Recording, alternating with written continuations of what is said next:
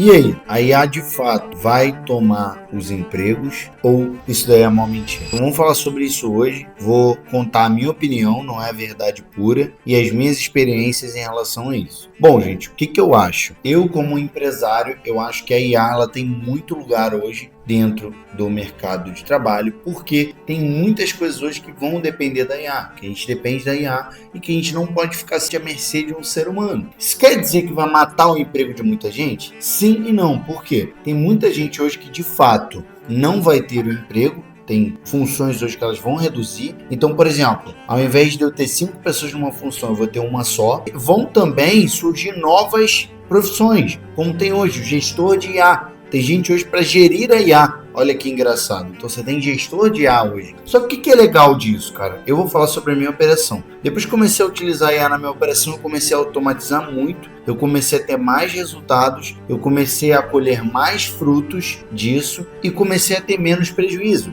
Então eu diminuí meu custo, aumentei meu faturamento e consegui ter uma escala muito maior. Por quê? Quando você depende de um ser humano, você depende do horário que ele vai trabalhar, de um salário fixo, hora extra, você depende de inúmeras coisas. Quando você depende de uma IA, o único ponto limitador é você conseguir fazer com que ela faça o que você precisa, porque ela vai atender muito mais rápido, ela vai fazer muitas coisas a mais do que um ser humano faria, com muito mais qualidade, com muito mais assertividade. Quer ver um negócio? Por exemplo, a gente está com uma operação hoje onde depende muito de SDR. O que a gente fez? A gente desenvolveu uma IA para poder fazer atendimento e a gente pegou e, pouco a pouco, foi tirando os S10 e foi colocando a IA para poder fazer esse atendimento. Cara, as pessoas que a IA atende, as pessoas não sabem se é um ser humano ou uma IA que está ali. Isso que é engraçado. As pessoas não sabem se é um ser humano ou uma IA. Ninguém sabe, ninguém percebe. Porque ela atende tão bem, tão rápido, com tanta eficiência, que a pessoa nem para poder pensar nisso. Porque o atendimento ele acaba sendo muito mais rápido, muito mais qualificado,